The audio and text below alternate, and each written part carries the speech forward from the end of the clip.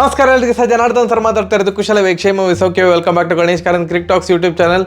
ನಂಗೆ ಗೊತ್ತುಂಟು ನೀವು ಭಾರಿ ಕಾಯ್ತಾ ಇದ್ದೀರಿ. ಈಗ ಒಂದು ವೀಡಿಯೋ ಮಾಡೋದಿಲ್ಲ ಅಂತ ಮಲಗಿರ್ಬೋದು ಸುಮಾರು ಜನ.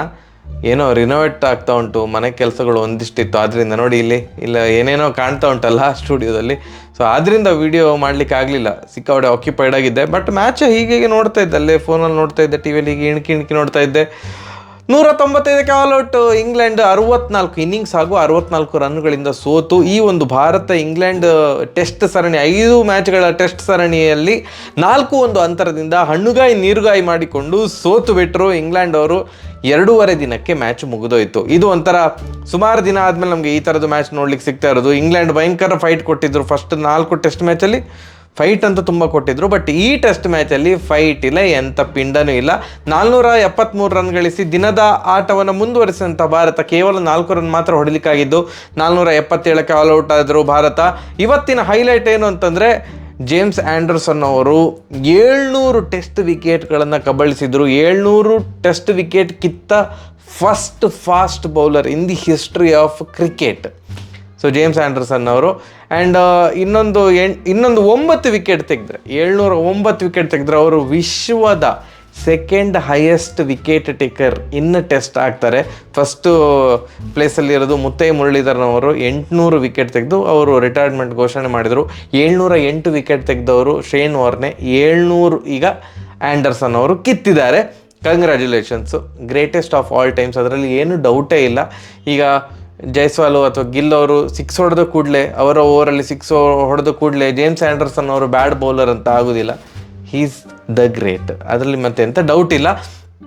ನೋಡುವ, ಈಗ ಏನು 259 ರನ್ ಹಿನ್ನಡೆ ಇರುವಂತಹ ಇಂಗ್ಲೆಂಡ್ ಇನ್ನಿಂಗ್ಸ್ ಸೋಲನ್ನಾದರೂ ಏನು ಅದರಿಂದ ಹೊರಗಡೆ ಬರ್ತಾರಾ, ಒಂದು 300 ರನ್ ಹೊಡೆದು ಭಾರತಕ್ಕೆ ಏನೋ ಟಾರ್ಗೆಟ್ ಸೆಟ್ ಮಾಡ್ತಾರಾ ಅಂತ ಮಾತ್ರ ಡೌಟ್ ಇದ್ದದ್ದು ಹೊರತು ಭಾರತ ಗೆಲ್ಲುವುದಿಲ್ಲ ಅಂತೆಲ್ಲ ಏನಿರಲ್ಲ. ಭಾರತವೇ ಗೆಲ್ಲುವುದು ಅಂತ ಎಲ್ಲರಿಗೂ ಸಹ ಖಾತ್ರಿ ಆಗಿತ್ತು.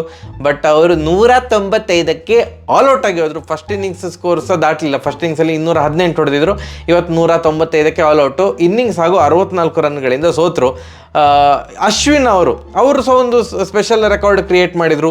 100ನೇ ಟೆಸ್ಟ್ ಮ್ಯಾಚ್ ಆಡ್ತಾ ಇರುವಂತಹ ಒಬ್ಬ ಆಟಗಾರ 5 ವಿಕೆಟ್ ತೆಗೆದಿಲ್ವಂತೆ ಒಂದು ಇನ್ನಿಂಗ್ಸಲ್ಲಿ. ಈಗ ಜೇಮ್ಸ್ ಆ್ಯಂಡರ್ಸನ್ ಅವರು 100ಕ್ಕಿಂತ ಜಾಸ್ತಿ ಟೆಸ್ಟ್ ಮ್ಯಾಚ್ ಆಡಿದ್ದಾರೆ. ಶೇನ್ ವಾರ್ನೆ, ಮುತ್ತಯ್ಯ ಮುರಳೀಧರನ್, ನಮ್ಮ ಅನಿಲ್ ಕುಂಬ್ಳೆ ಅವರು, ಮತ್ತು ಸ್ಟುವರ್ಟ್ ಬ್ರಾಡ್ ಅವರು, ಹೀಗೆ ಸುಮಾರು ಜನ 100ಕ್ಕಿಂತ ಜಾಸ್ತಿ ಟೆಸ್ಟ್ ಮ್ಯಾಚ್ ಆಡಿರುವಂಥ ಬೌಲರ್ಸ್ ಇದ್ದಾರೆ. ಅವರು ಯಾರು ಸಹ ಒಂದು ಇನ್ನಿಂಗ್ಸಲ್ಲಿ 5 ವಿಕೆಟ್ ತೆಗೆದಿಲ್ವಂತೆ. 100ನೇ ಟೆಸ್ಟ್ ಮ್ಯಾಚ್ ಆ ಮ್ಯಾಚಲ್ಲಿ 5 ವಿಕೆಟ್ ತೆಗೆದಿಲ್ವಂತೆ.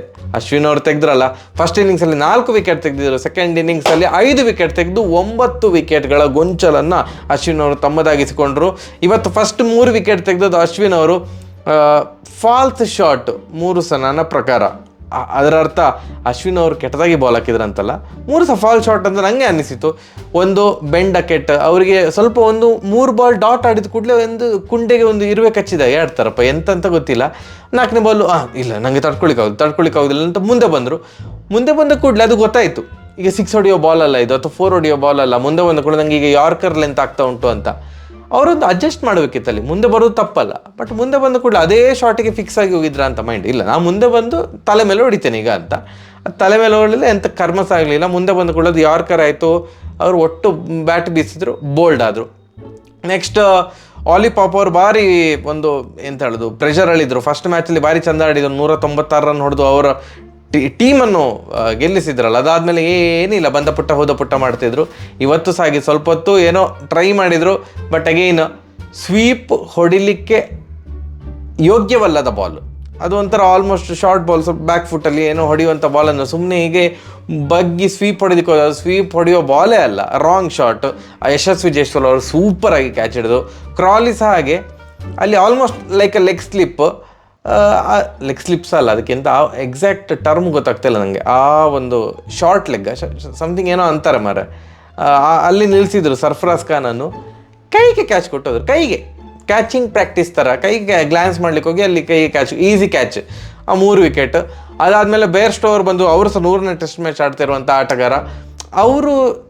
ಅವರು ಝೋನ್ಡ್ ಔಟ್ ಅಂತ ಅನ್ನಿಸ್ತಾ ಉಂಟು ನನಗೆ ಇತ್ತೀಚೆಗೆ. ಅಂದರೆ ಅವರಿಗೊಂದು ನಾನು ಪ್ರಾಪರ್ ಟೆಸ್ಟ್ ಕ್ರಿಕೆಟ್ ಆಡಬೇಕು, ಒಂದು ಲಾಂಗ್ ಇನ್ನಿಂಗ್ಸ್ ಆಡಬೇಕು ಎಂತ ಇಲ್ವಾ ಅಂತ. ನನಗೆ ಒಟ್ಟಿನಲ್ಲಿ 100ಕ್ಕಿಂತ ಜಾಸ್ತಿ ಸ್ಟ್ರೈಕ್ ರೇಟ್ ಇರಬೇಕು ಮಾರ್ರೆ. ಅಂತ ಆ ಮೆಂಟಾಲಿಟಿ ಎಂತಂತ ನಂಗೆ ಅರ್ಥ ಆಗ್ತಾಯಿಲ್ಲ. ಅವರೊಂದು ಹೀಗೆ 30, 40, 25 ಈ ಒಂದು ಸ್ಕೋರಿಗೆ ತೃಪ್ತಿ ಪಟ್ಕೊಳ್ತಿದ್ದಾರೆ. ಅವ್ರು ಸಹ ಹಾಗೆ ಅಶ್ವಿನ್ ಅವರ ಬಾಲಿಂಗಲ್ಲಿ ದಡ ಅಂತೆಲ್ಲ ಸಿಕ್ಸ್ ಹೊಡೆದ್ರು. ಕುಲ್ದೀಪ್ ಯಾದವ್ ಅವರು ಬಂದ ಕೂಡಲೇ ಅವರಿಗೆ ಎಂತ ಮಾಡಬೇಕಂತ ಗೊತ್ತಾಗಲಿಲ್ಲ, LBW ಆದರು.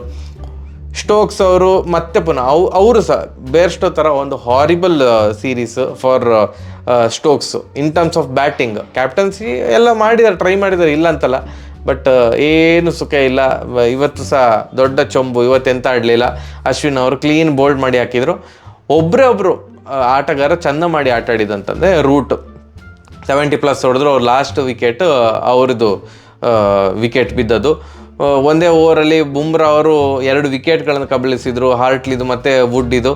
ಆ್ಯಂಡ್ ಇನ್ನೆರಡು ವಿಕೆಟ್ ಕುಲ್ದೀಪ್ ಯಾದವ್ ಅವರು, 1 ವಿಕೆಟ್ ಜಡೇಜಾ. ಅದೇ ಮ್ಯಾಚಲ್ಲಿ ಒಂದು ಗಮ್ಮತ್ತು ಅಂತ ಅನಿಸಿದ್ದು. ಇವತ್ತು ಬಶೀರ್ ಭಾಯಿ ಜಡೇಜಾ ಅವರ ಬೌಲಿಂಗಲ್ಲಿ ಬೋಲ್ಡ್ ಆದರು. ಬೋಲ್ಡ್ ಆದ ಮೇಲೆ ಆ ಮನುಷ್ಯನಿಗೆ ಎಂತಾಯ್ತಂತ ಗೊತ್ತಿಲ್ಲ, ನಂದು ಬ್ಯಾಟ್ ತಾಗಲಿಲ್ಲ, ಇದು ರಿವ್ಯೂ ತೊಗೊಳ್ತೇನೆ ಅಂತೆ. ಅಣ್ಣ, ಬೋಲ್ಡ್ ಆಗಬೇಕಂತಿದ್ರೆ ಬ್ಯಾಟಿಗೆ ಬಾಲ್ ತಾಗಬೇಕಂತಿಲ್ಲ ಆಯಿತಾ. ಅಂದರೆ ಅದು ಹೀಗೆ ಅಂದರೆ ಡಿಫೆಂಡ್ ಮಾಡ್ಲಿಕ್ಕೆ ಹೋದರು, ಜಸ್ಟ್ ಹೀಗೆ ಮಿಸ್ ಆಗಿ ಅದು ವಿಕೆಟಿಗೆ ತಾಗಿದ್ದು ಗೊತ್ತಿಲ್ಲ. ಇವರೇನು ಅಂದ್ಕೊಂಡ್ರು ಅಂತಂದರೆ ಕ್ಯಾಚಿಂಗ್ ಪ್ರಾಕ್ಟೀಸು, ಕ್ಯಾಚ್ ಅಪೀಲ್ ಮಾಡ್ತಾ ಇದ್ದಾರೆ, ಅಂಪೈರ್ ಔಟ್ ಕೊಟ್ಟಿದ್ದಾರೆ ಅಂತ ಅಂದ್ಕೊಂಡು, ಯಾರೋ ಬಂದರು ಅಂತ ಕಾಣ್ತದೆ, ಪರವಾಗಿಲ್ಲ ವಿದ್ಯಾ ಹೋಗಮ್ಮ, ಇವರು ಇದು ಅಂಪೈರ್ ಔಟ್ ಕೊಟ್ಟರು ಅಂತ ಅಂದ್ಕೊಂಡು ರಿವ್ಯೂ ತೊಗೊಂಡ್ರು. ಬಟ್ ರೂಟ್ ಅಂದ ಹಣ ಮಾರೆ ಬೋಲ್ಡ್ ಆಗಿದ್ದು ಮುಚ್ಕೊಂಡು ಹೋಗು ಅಂತ. ಅಲ್ಲಿಗೆ 195ಕ್ಕೆ ಮತ್ತೆ ಆಲ್ ಔಟ್ ಆದರು. ಭಾರತಕ್ಕೆ ಸೀರೀಸ್ ಗೆಲುವು 4-1 ಅಂತರದಿಂದ ದೊಡ್ಡ ಸೀರೀಸ್ ವಿಕ್ಟ್ರಿ. ಫಸ್ಟ್ ಮ್ಯಾಚ್ ಸೋತು ಮತ್ತು ಗೆದ್ದ ರೀತಿ ಉಂಟಲ್ಲ, amazing, really amazing. First match ಸೋತು ಸತತ 4 ಮ್ಯಾಚ್ಗಳನ್ನು ಗೆದ್ದರು. ಅದು ಘಟಾನುಘಟಿಗಳು, ಪ್ಲೇಯರ್ಸ್ ಇಲ್ಲ, ರಾಹುಲ್ ಅವರು ಇರಲಿಲ್ಲ, ಕೊಹ್ಲಿ ಅವರು ಇರಲಿಲ್ಲ, ಮತ್ತು ರಿಷಬ್ ಪಂತ್ ಇಲ್ಲ, ಬುಮ್ರಾ ಅವರಿಗೆ 1 ಮ್ಯಾಚ್ ರೆಸ್ಟ್ ಕೊಟ್ಟಿದ್ದರು, ಜಡೇಜಾ ಅವರು 1 ಮ್ಯಾಚ್ ಇರಲಿಲ್ಲ. ಅದೆಲ್ಲದರ ನಡುವೆ ಸಹ ಈ ಸೀರೀಸ್ ಗೆದ್ದದ್ದು ಸೀರಿಯಸ್ಲಿ ಟೂ ಗುಡ್. ಎಲ್ಲ ಹೊಸೊಬ್ಬರು ಸೇರಿಕೊಂಡು ಅವರು ಸ್ಟೆಪ್ ಆಗಿದ್ದು. ಜೈಸ್ವಾಲ್ ಅವರೇ ಅಂತ ಮಾರೆ, ಭಯಂಕರ ಫಾರ್ಮು, ಭಯಂಕರ ಆಟ. ಪಡಿಕಲ್ ಒಳ್ಳೆ ಡೆಬ್ಯೂ ಮ್ಯಾಚ್ ಆಡಿದರು. ಸರ್ಫರಾಜ್ ಖಾನ್ 5 ಇನ್ನಿಂಗ್ಸಲ್ಲಿ 3 ಇನ್ನಿಂಗ್ಸ್ ಕ್ಲಿಕ್ ಆದರು. Jurel was amazing. ಎಲ್ಲರೂ ಸಹ ಒಂದು team effort. Akash Deep debut ಮ್ಯಾಚಲ್ಲಿ ಫಸ್ಟ್ 3 ವಿಕೆಟ್ ತೆಗೆದ್ರು. ಕ್ರಾಲಿ ಅವರನ್ನು 2 ಸಲ ಬೋಲ್ಡ್ ಮಾಡಿದ್ರು, ಒಂದು ನೋ ಬಾಲು, ಒಂದು ಆ್ಯಕ್ಚುಯಲ್ ಬೋಲ್ಡು. ಎಲ್ಲ ಸಹ ಅಮೇಝಿಂಗ್. ಒಂದು ಓವರ್ ಆಲ್ ಒಂದು ಒಳ್ಳೆ ಟೆಸ್ಟ್ ಮ್ಯಾಚು. ನನಗಂತೂ ಭಾರಿ ಇಷ್ಟ ಆಯ್ತಪ್ಪ. ನನಗೆ ಟೆಸ್ಟ್ ಮ್ಯಾಚ್ ನೋಡಲಿಕ್ಕೆ ನನಗೆ ತುಂಬ ಖುಷಿ ಆಗೋದು. ಆ್ಯಂಡ್ ವರ್ತ್ ಅಂತ ಅನಿಸಿತು. ಸೂಪರ್ ಖುಷಿ ಆಯಿತು ಅಂತ. ಮೇ ಬಿ ನಾಳೆ ಕೀ 5ರಿಂದ 6 ಕೀ ಹೈಲೈಟ್, ಈ ಮ್ಯಾಚಲ್ಲಿ ಭಯಂಕರ ಹೈಲೈಟ್ ಆದದ್ದು ಏನು ಅಂತ ಒಂದು ವಿಡಿಯೋ ಮಾಡ್ತಾನೆ. ಈ ಮ್ಯಾಚ್ ಅಂತಂದರೆ ಈ ಸೀರೀಸಲ್ಲಿ ಭಾರತಕ್ಕೆ ಒಂದು ಸೂಪರ್ ಆಗಿರುವಂಥ ಒಂದು 5ರಿಂದ 6 ಕೀ ಪಾಯಿಂಟ್ಸ್ ಏನು ಅಂತ. ಸರಿ, ಹಾಗಾದ್ರೆ ಬರುವ. ನಮಸ್ಕಾರ.